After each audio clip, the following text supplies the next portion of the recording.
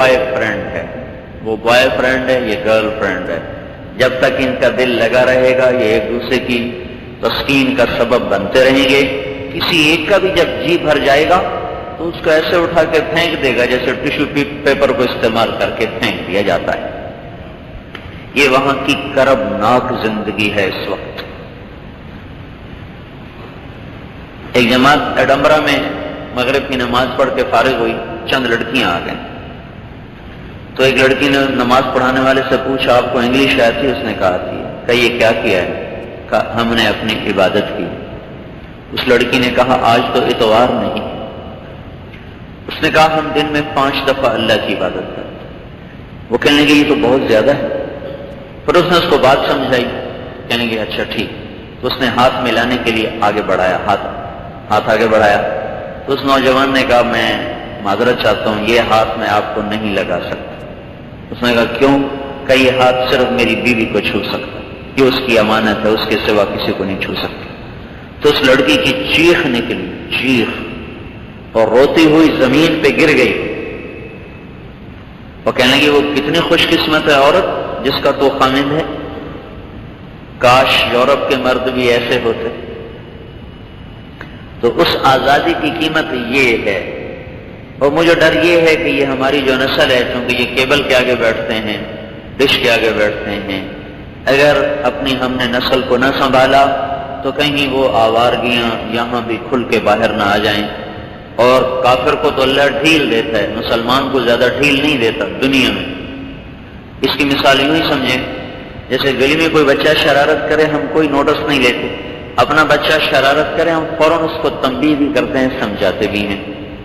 مسلمان کے لیے اللہ کا قانون ہے وَلَنُذِيقَنَّهُم مِّنَ الْعَذَابِ الْأَدْنَىٰ دُونَ الْعَذَابِ الْأَكْبَرِ لَعَلَّهُمْ يَرْجِعُونَ. ہم تمہیں عذاب دیں گے نقد دنیا میں، چھوٹا بڑا نہیں، تاکہ تم توبہ کرو. اور کافر کے لیے قانون ہے ذَرْهُمْ يَأْكُلُوا وَيَتَمَتَّعُوا. ان کو چھوڑ دو، ناچنے دو، کودنے دو. کب تک؟ حَتَّىٰ يُلَاقُوا يَوْمَهُمُ الَّذِي يُوعَدُونَ. اس دن تک جس دن تک کا ان سے وعدہ ہے، مر کے میرے پاس آئیں کہ اگلا پچھلا برابر ہو جائے. تو میرا آپ اکثر نوجوان بیٹھے ہو میرے عزیزو، باطل کی چال سمجھو، وہ ہمیں آوارہ کرنا چاہتا ہے، ہمیں باہر لانا، ہماری بچیوں کو باہر لانا چاہتا ہے، نوجوانوں کے ہاتھ میں گٹار پکڑانا چاہتا ہے کہ ان میں بھی وہ کلچر فروغ پا جائے کہ جب یہ زنا عام ہو جائے گا، کسر تو پہلے بھی کوئی نہیں رہی، لیکن جب ایسے کھل کے ہو جائے گا تو پھر یہ اللہ کے غضب اور عذاب کا شکار ہو جائے. تو اللہ تعالیٰ نے اس کے بالمقابل ہمیں پاکیزہ طریقہ عطا فرمایا، ہمیں نکاح فنکحوا، نکاح کرو. اور اللہ نے ہمیں خوبصورت معاشرت عطا فرمایا. وہاں کی عورت اتنی مظلوم ہے کہ اس کو 11 برس کی عمر میں اپنا ساتھی تلاش کرنے کی فکر چلتی ہے، اور 40 برس اس کے گزر جاتے ہیں اس کو ساتھی کوئی نہیں ملتا. اور یہاں بچی ماں کی گود میں پرورش پاتی ہے، باپ کے زیر تربیت ہوتی ہے، بھائیوں کی حفاظت میں ہوتی ہے، پھر اس کو اتنے مجمع میں باعزت طریقے کے ساتھ، بڑے باوقار طریقے کے ساتھ کسی شریف نوجوان کے ساتھ باندھا جاتا ہے، پھر اس کے ساتھ مہر رکھا جاتا ہے. یہ مہر کس لیے ہے؟ یہ کوئی قیمت ہے کسی بیٹی کی؟ یہ لکھا ہوا تھا 14,000 روپے.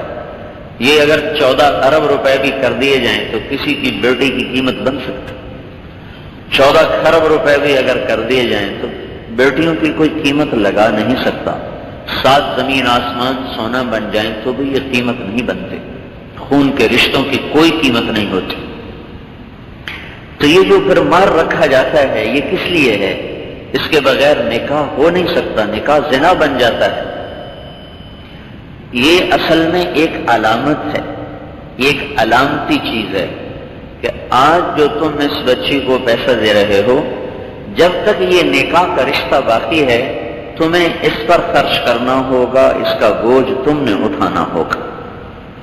یہ ایک علامتی چیز ہے، نہ کہ اس کی قیمت بن رہی ہے. اس کی علامت ہے کہ یہ لڑکی بازار نہیں جائے گی، کام نہیں کرے گی، نوکری نہیں کرے گی، یہ تیرے بچوں کی تربیت کرے گی. اللہ نے اولاد دی، تیرے ذمہ ہے اس کو ساری زندگی کما کے لا کے کھلانا. پھر اللہ نے اس پہ اجر ایسا رکھ دیا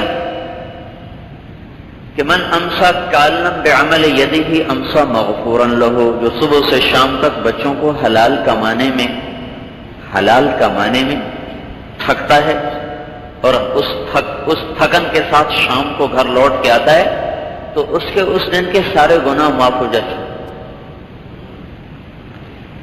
ایک کوئی اللہ کے نیک بندے تھے، انہوں نے شادی نہیں کی، بڑے پیر تھے، ان کے مرید بھی تھے۔